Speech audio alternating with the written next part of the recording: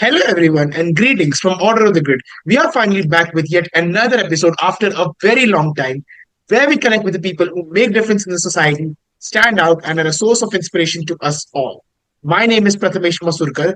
Today, we are having a very special guest with us, former Mumbai Ranji cricketer and captain of the cricket team, from soccer grounds to Maidans of Mumbai, from Rasgulla to Vada Pav. Please welcome Mr. Shishir Hattangadi. Hello, sir. Welcome to the show, sir. Thank you. Thank you, Prathamesh. Thank you for having me. It's great having with you, and thank you for taking your time as well. So let's get started. So tell us something about your early days. Like, how did you started playing cricket from Saint Mary's to Poddar College, from till your university and your Mumbai cricket? Well, it's been a journey that when you look back, you say that it just happened by a bit of design and a bit of default. I went to St. Mary's. I mean, I grew up in Calcutta. Born in Calcutta, and I moved to Mumbai or Bombay then when I was about 9 years old. Uh, Went to St. Mary's, which is primarily a Jesuit school, which encourages a lot of football and hockey and field sports. Cricket was never not much of a priority with the management then.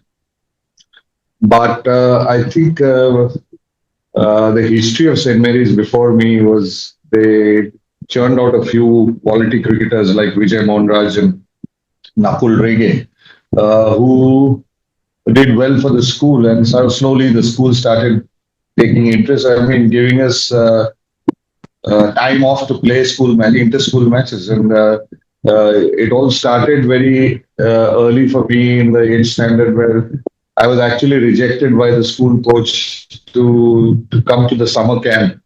But I think somewhere he realized that I'm turning up every day, practicing, being very conscientious in my efforts to play the game. And bit by bit, he gave me opportunities first to start as off spinner and then obviously, bat in the middle order. Uh, and we won the inter-school finals. I think it was in '75, and then in '76 again under my captaincy, we defeated Don Bosco. And the interest in the game just took off from there, and I decided that I will play the game, come what may. And my real cricket actually started when I went to Poddar College, and under the watchful eyes of V.S. Patil, who really gave us enough practice and uh, playing the new ball every day for an hour couldn't do any harm to your technique, and you try to figure out your game doing that. And from there on, it was all about putting what you had learned in the nets and what you had practiced uh, in the games that you played. And slowly,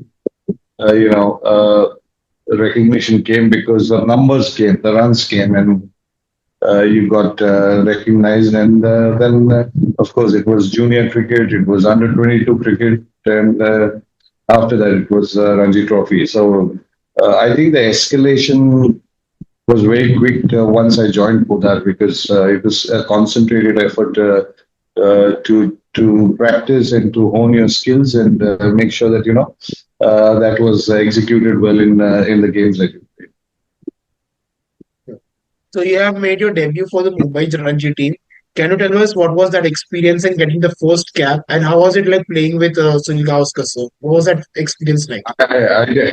I don't think I got a cap because in those days the caps were not given very easily, or they were given once in a while. I don't think I owned a Bombay cap because administration in those days was a little different. You got a Ranji caps were given only, depending on the management and also the fact that in my first year, I think I didn't even use a Bombay cap in my first game. There was no official handing over of the cap, which is a tradition in cricket. But I had just come off 192 for Bombay, leading Bombay in the finals of the under 22 in Ahmedabad. And uh, as luck would have it, when I reached Bombay, I got information that Gulam Parka, the senior opener, was in the reckoning for India, uh, was unfit. So Dilip Sardesai made me a call and said that I will be playing in for Bombay in the game next day, and I was blooded into the Ranji team more by because of an injury to a senior player, and yeah, I got a 50. I got run out in my first game. Yes, playing under Sunil Gavaskar was not only an experience, it was a learning because the graduation from under 22 to Ranji Trophy was quite a bit in terms of what uh, what you saw, what you learned, what you imbibed, what you absorbed, and uh, it was just a new world that opened up to you playing with big names, Vengsarkar, Gavaskar, Ashok Mankad, Karsan Gavri, Padmakar Shivalkar, uh, Sandeep Patil, Ravi Shastri, who had already made his mark in international cricket. So you just a new world opened up to you. You learned a lot of things observing the seniors in the dressing room, their preparation, their mindset, their approach, and you try to imbibe that from them to make sure that you could also match up or deliver for a very prestigious position in the Bombay team. So you have been played for the as same as above. You have played for the champion team for a decade for a same period of many. Like you have played with Mumbai youngsters like Sanjay Manjrekar, Praveen Amre, Sachin Tendulkar, and Vinod Kamble. Could you just tell us that what was that spark with them? Well, one was they had this appetite for big runs, which has been a hallmark of Bombay, growing up. And, people always got excited by big numbers. And if you take anybody's case, be it Manjrekar, be it Praveen Amre, of course, played only one game under me. And then he went off to play for the Railways in Rajasthan. But Sachin, Vinod, uh, they came into the team only because of the huge numbers. Nobody could ignore them. And I think that was the tradition for anybody who came into the Bombay team in those days. You people got excited. The people sitting in the selection rooms and in the corridors of power, so to speak, they got excited by consistency in big runs, and all of them had this huge quality. It was not about getting hundreds; it was big hundreds. And I remember Sanjay coming into the Bombay team. He came at the back of maybe seven university hundreds uh, consecutive. And he was blooded into a Ranji Trophy game immediately after that and got a 50. And then went on to play. And Sachin, similarly, when he came into the Bombay team, he started off with 100 on debut. Vinod, similarly, got, I think, 70 or 80 in his first game. So none of them disappointed, and what we saw in terms of potential actually was being realized with their performances not only before they came into the Bombay team but even after. Interesting. And what do you think about the youngsters also, like about the hitman also, Rohit Sharma? What do you think about that as well? Well, Rohit always had the talent. I remember when I was director cricket at Deccan Chargers much after my retirement in the first year of the IPL. I saw that quality in him, that he was a potential match winner, supremely talented from a cricketing perspective, a lot of time to adapt to different formats of the game. And when nobody was looking at picking him for the IPL, Deccan Chargers actually went all out to pick him in the first year. Again, great quality, great game presence, and also the ability to deliver, and good attitude in terms of being very calm at the crease, which today we see as he's been one of India's iconic players in the white ball format, and also a very, very productive test player. Exactly. So the next is many Mumbai cricketers have done extremely well, depending upon in their performances at the national level, but they have missed the India cap. Especially one of them is Mr. Padmakar Shilwarkar, and any other batsman who has missed the India cap, or anyone who missed for that. Well, I've always believed that Shivalkar, again, players like Shivalkar, enormous contributors for Bombay. Some say born at the wrong time. And funnily, cricket's a game where your success as a batsman or a bowler has to coincide with your competitor's failure. I mean, when you take a name of Amol Mazumdar as a batsman, uh, a very prolific run getter, consistent, scored a lot of runs for Bombay, uh, but somehow didn't get the cap because he was competing with three or four giants of Indian cricket then, and to accommodate him was difficult. I mean, today we face a similar case with Sarfraz Khan, who's been prolific, who's been consistent, who's got 100 in Test cricket. But again, whom does he displace? Because there is no place for him, and to accommodate him, somebody will have to fail, which isn't happening. So my belief has been that I don't judge a player whether he deserved to or he should have got the India cap. It's about his contribution to where he's played. And Shivalkar and Amol Mazumdar are two players. Abdul Ismail, for argument's sake, the late Abdul Ismail, the late Padmakar Shivalkar. Uh, their career performances for Bombay show that they may have deserved the cap, or they could have got the cap, or they should have got the cap. But they were born at a time when probably, in Abdul Ismail's case, India was more inclined to a four spin attack. And in Shivalkar's case, he was born in a time when Vishen Bedi was in his form. And Amol Mazumdar's case, similarly, there was VVS Lakshman, Saurav, Sachin, Rahul Dravid in the middle order. So to displace them also would have been a big task because they were consistent, world class players doing well at the international level. So uh, it's a bit sad that you don't see a cap on their head, but nothing, you can't take away the fact that their contribution has been immense, enormous, and highly productive for the team they play for. And just the time is getting too fast now. So there's a last question, the second last question. Recently, BCCI had to force the international players to play domestic cricket.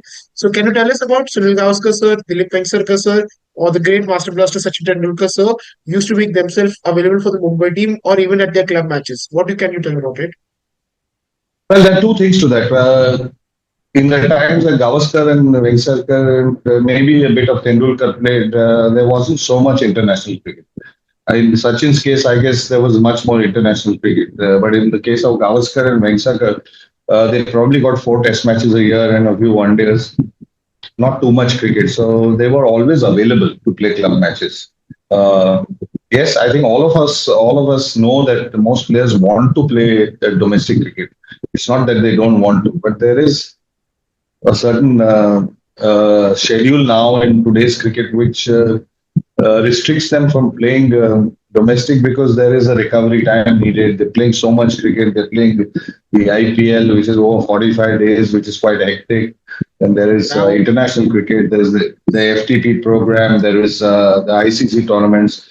So it becomes very difficult to compare two generations. But let me just say that in those days, there wasn't so much international cricket. So players made it a point to play domestic cricket more so because they wanted to be in practice, they wanted to be in match fit, and also in that competitive mode of raising their game, be it a club match or even a friendly game.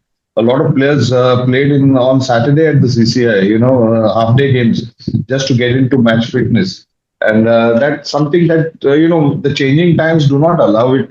While I'm quite happy that the BCCI has come down heavily on players to play domestic cricket because a lot of them I thought weren't playing enough international cricket and yet were avoiding domestic cricket. So it may be a good move. It is a good move actually to make sure that at least they contribute to the roots where they came up from. Exactly, because I've seen in like some countries, in New Zealand, there are some players who actually play for like the East Pacific countries like Samoa, and they get a chance to play for the New Zealand A team. But even they play also in the in the New Zealand domestic clubs as well. So which is for Yeah, them, there it is. is like a In the good old days, great cricket in Australia was supposed to be the highest standard club cricket in Australia, and they would play Saturday to Saturday. And a lot of players played that. They went back to play for their state. They and they also did full-time jobs. Whether they were working in organizations or they were doing some estate broking. So they were professional in the sense that they played professionally, but they weren't paid professionally. So they had jobs to do. Like in our time, people had to go back to office after 3 or 4 days of cricket and go back to office and work, whether it was the Tatas or whether it was any of the public sector companies. So uh, times have changed. Money has grown. Professionalism in terms of income from the game has changed. So I think the players also need to protect themselves, manage their injuries, and make sure that they are available for the games that matter. I still remember I was watching a football match. There was a FIFA Club World Cup. So there's one semi-amateur team called as Auckland City FC. So these players are like basically they do like they're actually job professionals, but they are actually playing like as they are part-time basically. So there's one player who's a school teacher. There's one a CEO of a company. There's one a veterinary clinic doctors, like many more, as we have seen in this story. Yes, That's comparing to right. Harry. The times have changed, though.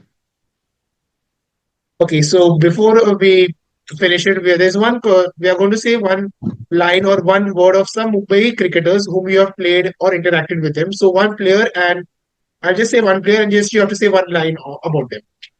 So first is Mr. Ashok Mankad, sir. Uh, Tactical, Mr. good man manager, Mr. Dilip Sardesai, and sir. uh, a real cricket romantic. Not to forget the great late Ajit Wadekar, sir.